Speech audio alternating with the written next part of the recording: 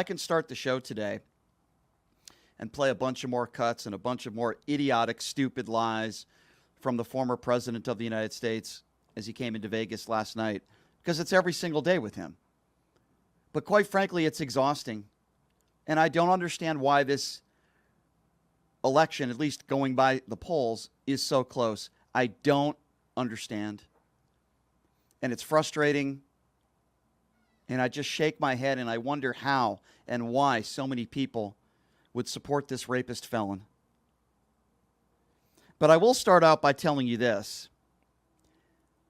Donald Trump showed up and did an event last night here in Vegas at a place that I've been going to for 2 decades called the Thomas and Mack Center. It's where the UNLV basketball programs play. They have concerts there and other events from time to time. And Donald Trump last night and today, speaking in a press conference, said that he broke records in the arena last night. He had over 29,000 people there. Well, first of all, the capacity for the arena is under 20,000. That's number one. Number two, there were black curtains where you weren't allowed to sit in at least a third of the arena. And there's videos to prove that. That takes away thousands of seats. There was virtually nobody sitting in the second levels. And even Turning Point USA said maximum there was 12,000 people there, quoted in the Review Journal. I can tell you right now there was maybe half that, maybe 6,000 people.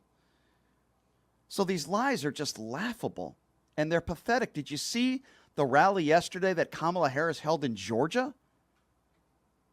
So while I think, and I'm worried, and I think that this election is going to be very close. I've been saying that consistently for months now, ever since Kamala Harris put her name in the ring. It does bring me a little bit of comfort to know that her crowds are larger. Now, that doesn't mean that she's going to win. That was proven in 2020. But this race is extremely close. A new CNN poll conducted by SSRS finds 47% of likely voters support Vice President Kamala Harris and an equal 47% support former President Donald Trump. This race has been tight for the most part from the start, and it's going to remain that way over the course of the next week or so. But forgive me, I'm just wondering how so many Americans in this country, regardless of whether you're a Republican or a Democrat, because I really don't care about that. If you're an American, you're an American. Why would you vote for somebody who attacks POWs, who dodges the military? Why would you vote somebody that has a history of sexually assaulting women? Why would you vote for somebody like that? Like, it's mesmerizing to me. And every single time you hear Donald Trump speak, he's always demeaning immigrants, whether they're legal or not. He goes after legal Haitian immigrants in Springfield, Ohio. He goes after minorities. All he does is attack people. And then so many on the far right will say, well, we don't know what Kamala Harris's policies are. What are you talking about? I don't work for the campaign. I'm not the most knowledgeable person when it comes to policy, but I do pay attention. Donald Trump has no health care plan. What do we know? Let's start with Kamala Harris. We know what her opinions are on abortion. It's the number 2 issue for the most part on everybody's mind in this country, especially women. We know that she wants to put back Roe versus Wade into law. We understand that she wants a woman to be able to choose for herself what to do with her own body. That's an important issue. As far as gun control goes, we know exactly what she wants to do. I'm with her 100%. She wants to bring back an assault weapons ban. She wants comprehensive background checks. By the way, 85% of the country support that. And when I talk to these MAGA Republicans and I say, what do you disagree with Kamala Harris on? And we talk about guns, or we talk about abortion, or we talk about economy, or we talk about health care. It seems to me that they actually agree with Harris on a lot of this stuff, but the problem is they're so ill-informed, they don't even know where she stands on it, not because she hasn't spoken about it, because all they do is listen to News Nation and Fox News and Newsmax and OAN, and they're brainwashed. Tell me what Kamala Harris has not spoken about when it comes to policy. She's talked about inflation. She's talked about the economy. She's talked about her plan for housing. She's absolutely talked about gun control and abortion. And when Donald Trump is asked about health care, it's taken him 9 years, and he has concepts of a plan. What is Donald Trump speaking about? He just wants to deport everybody? He wants to deport 20 million undocumented immigrants in this country? How the hell are you going to do that? Please explain to me the plan, which, by the way, he has not spoken to, of how he would do that. He hasn't spoken about that. And by the way, there are less people crossing the border illegally today than there were when Donald Trump left office. Oh, but Brian, look at all the people that have crossed the border illegally in Biden's administration. There were people that crossed the border illegally under the Trump administration as well. Trump did not close the border. This is not something that's going to go away overnight. It hasn't been something that's gone away for decades and decades. There was a bipartisan bill that was put into place, and Donald Trump is the reason why that bill didn't pass. And then on the issue of abortion, we already have hundreds of thousands of kids that are waiting to be adopted. That's with abortion being legal in most states in this country. If abortion's illegal in this country across one state to the other, we're going to have millions and millions of kids that are going to be waiting to be adopted. For those of you that call yourself pro-life, how many kids have you adopted, I wonder? You hypocrites. I don't understand it. I don't care how staunch of a Republican you are, and I don't care how much you dislike some of Harris's policies. I would ask you which ones, because people that call her a communist, even those who call into the show, and they'll call her a communist, and I'll say, can you name one policy that's a communist type policy? And they can't name one because they're idiots. That's why.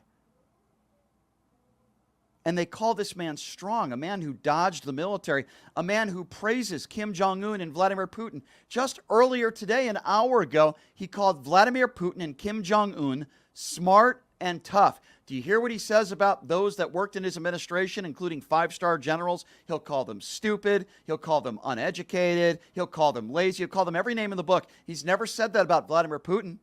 He's never said that about Kim Jong-un or Viktor Orban. He's never said that about any of those evil, murderous dictators.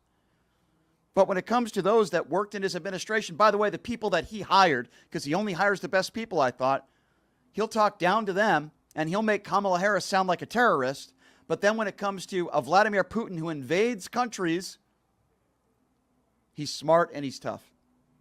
Isn't that the sign of weakness? When you praise evil, doesn't that make you weak? That's all this man does in speeches. He blames brown people and undocumented immigrants for all the problems we have in this country. That's all he does. And he'll call Kamala Harris names. He'll call Joe Biden names. But the truth of the matter is this, for anybody that has an IQ over 20, the reason why Donald Trump wants to get back into the White House is so he can stay out of jail. This is personal for him. It's the way he's lived his entire life. He only cares about himself. He doesn't care about other people, not even members of his own family. And if you don't believe me, look at the ones that worked for Donald Trump. Look at the people that know Donald Trump best, that have worked for him. They could be five-star generals, people that worked in his administration, because basically half the people that worked in his administration will not be voting for him. In fact, some of them, a good portion of them, will be voting for Kamala Harris. And then you have so many staunch Republicans out there, whether it be the Cheneys, whether it be a guy like a Jeff Duncan. It doesn't matter that they don't always agree with Kamala Harris when it comes to policy, and they talk about that. But this election is about democracy. We talk about this all the time. I take Donald Trump for his word when he says he's going to use the military against our own people, whether it be members of the media or political rivals. I take him for his word when he talks like that.